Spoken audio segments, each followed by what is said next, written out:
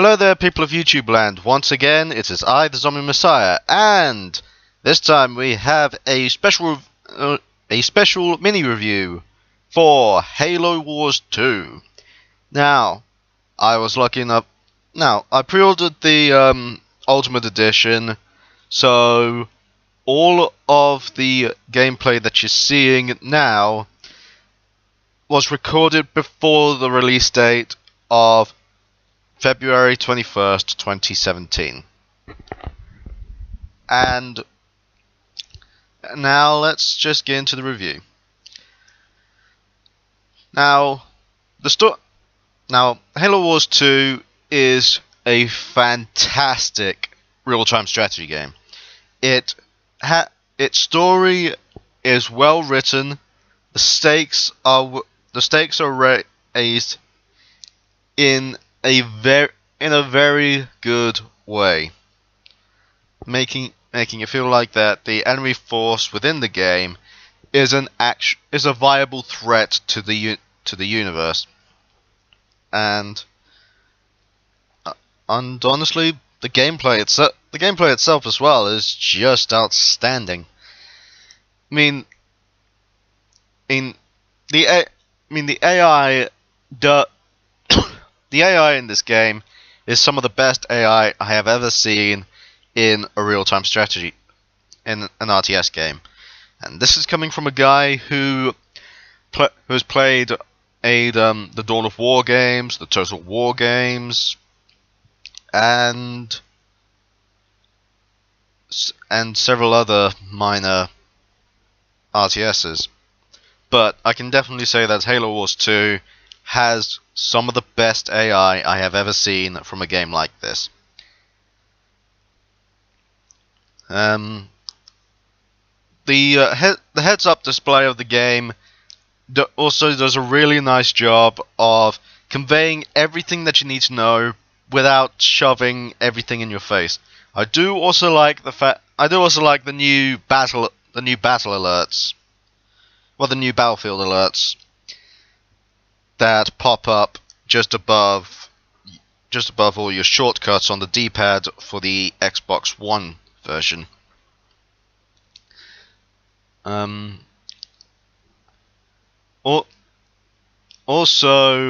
I like how Creative Assembly have pretty much just taken the gameplay from the original Halo Wars, tore it apart, took out all of the bits that were problematic from it, and then put it all back together with some new bits that were actually better.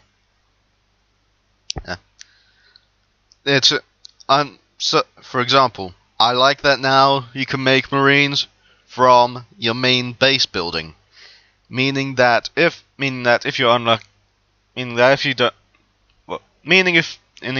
you do something that I do, which is I have a main base and then I have multiple smaller bases that I use just for the purposes of getting more supplies and resources, you can easily create a squad of Marines, a few squads of Marines to defend that base if you are unable to build any turrets. I also like that you now have generators in every single map that you can send units to, and you can capture these generators to increase your influx of power. Now, I want to talk about some of the units. The units in this game, especially for the UNSC, have some of the best personalities I have ever seen in a game. I just love the selection. I just love some of the voice lines that the Marines, or that the sergeants for the Marine squads tend to spew out. I think one of my favorites personally is, "The enemy ain't as cute and cuddly as I am, so you'll have to use your guns instead of your sparkling personalities." I just like that one because it brings back some of the humor and some of the bravado that the Marines had in the original Halo trilogy. And speaking of the original Halo trilogy, this is the first Halo game since before Halo 5 that I have played, and it felt like I was playing a Halo game. The art style does a perfect job of combining both the old art style and the new art style into a hybrid art style that is actually making a lot of people happy on both sides of the fence. And I mean, for example, I love the fact that now with both the UNSC and the Banished, all of their equipment doesn't look so shiny and new, like it's just come out of the factory. It looks rugged. It looks worn. It looks like it has been used, and that is beautiful in itself, because it shows that the equipment is some of the best that can be seen in sci-fi. Which is why, and I was absolutely disappointed when they started to go from more clean cut style to the equipment in the recent first-person shooter Halos. But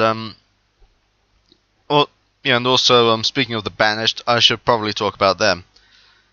The Banished do actually serve as a very good replacement for the Covenant and for this game.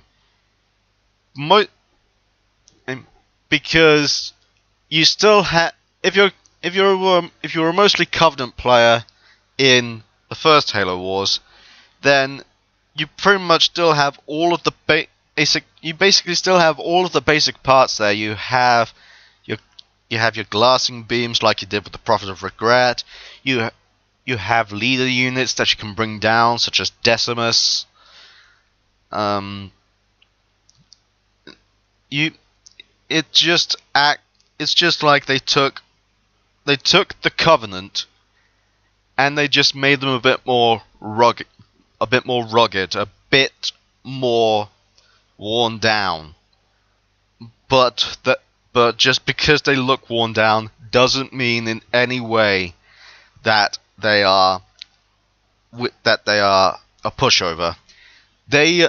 These guys will easily bounce back from anything that you throw at them. And also, as I said earlier, the campaign has got to be one of the best Halo campaigns that I have played for a while. It is certainly a lot better than Halo 5, and none of the advertisements leading up to the game's release was false in any way. The only ones that I could really say weren't really replicated were the live action skits, but those were more meant to be funny, so I can easily gloss over them. Now, are there other things about this game that I don't like? Yeah, there are. Some of them. Well, I'm gonna go through the things that I don't like that are more nitpicky first, and then I'm gonna go into the one big problem that I have.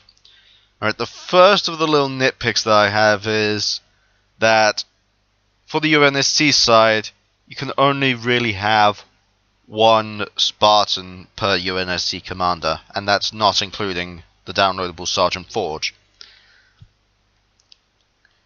I mean, I really loved that in the first Halo Wars you had 3 Spartans, because it was like you take the badassery of a singular Spartan and you times it by 3, and it's just like, whoa. But now it's only gone back to 1.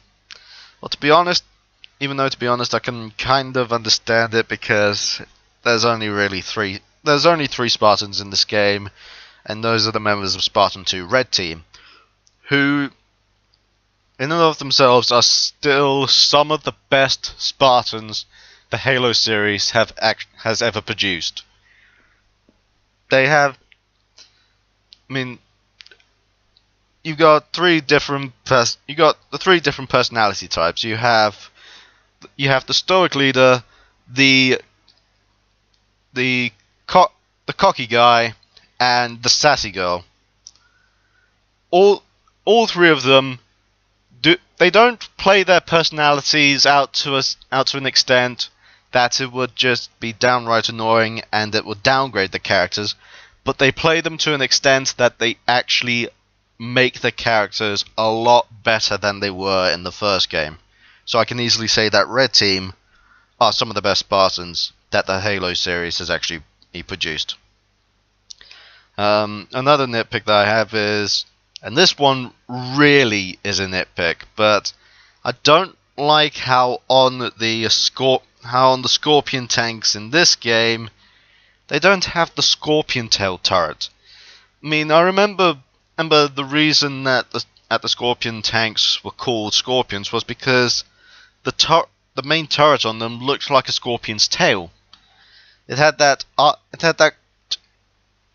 curve that made it look like a scorpion with its tail ready to attack. In this, the turret just looks like something that you'd see on any other tank. And to be honest, it's nitpicking, but it just makes the Scorpion look, generic. Which is a shame, considering that this is one of the most iconic video game vehicles ever made. And it was mostly because of that turret that made it look like its namesake. Now, nitpicks out of the way, there's one you can probably tell by now that I haven't mentioned the game's breakout mode, Blitz. Yeah, to be honest, I don't really like Blitz for 2 reasons. Although a 0.5 reason would be is I'm not very good at it. But then again, that doesn't really count as much of a reason. Well, technically that was just one reason wiped out. But anyway, the main reason why I'm not really a fan of Blitz is because of what it basically is. Blitz was pretty much a justification for there to be a microtransaction system put into the game. And, well, if you're one of these people that don't really like microtransactions, I would still recommend you get the game anyway. But just do what I do and just earn all of your Blitz packs. It's pretty easy to do, but it's just still disappointing that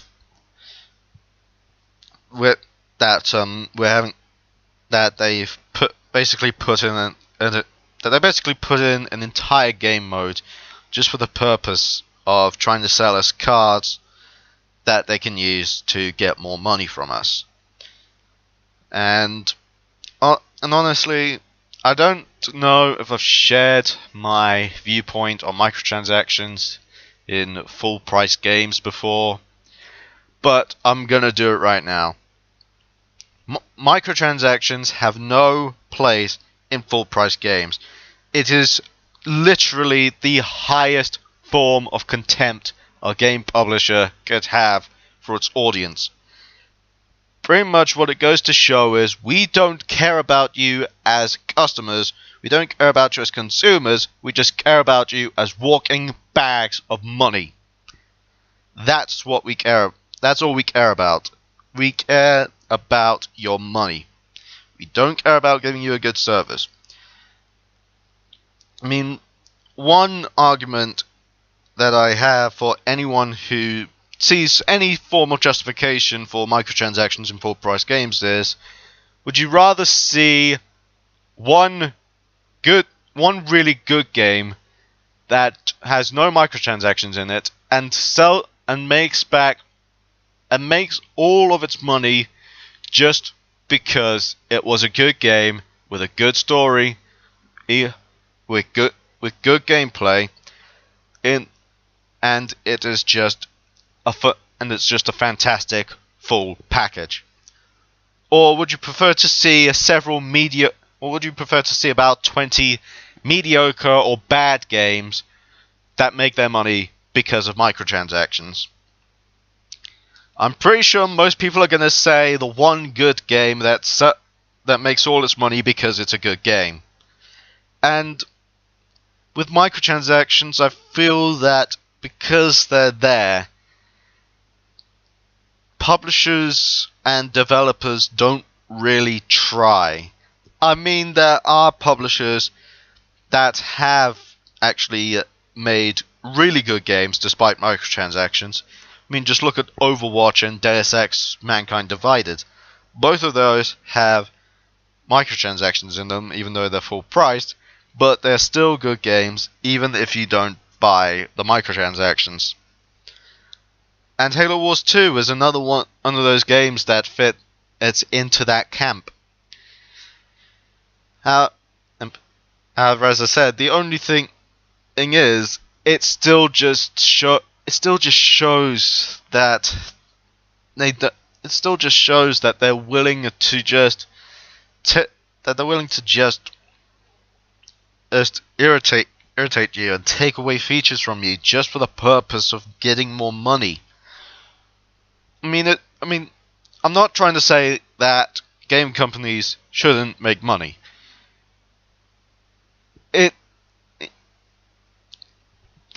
They've got to make money because otherwise they're not going to be able to make more games that people can enjoy.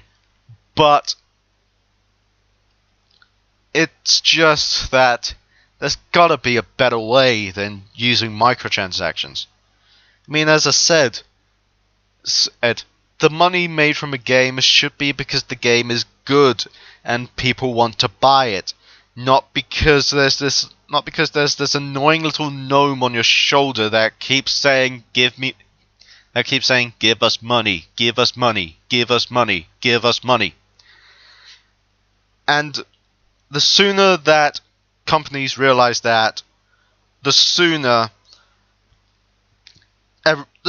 better everyone will be, because we can have games that have had heart and soul put into them to make them the best that they can, so that when we pay money to buy the games, we're rewarding expert craftsmanship and genuine compassion for the product that they are making, and we're not rewarding laziness and money-hungry contempt. But I don't know. It doesn't really look like we're gonna be getting that anytime soon, which is a shame because, I mean, what with most of the games that came out last year, we really need some more good games. But anyway, now that little rant is over, other than Blitz mode being in the game, Halo Wars 2 was actually something that I had a lot of fun with. If you're a Halo fan or a real-time strategy fan, you should really go out and get this game. I personally give this game a 8 out of 10. But anyway, if you guys liked what you saw, then please be sure to like, comment, and subscribe. This has been the Zombie Messiah, signing out. Have a good one, ladies and gentlemen.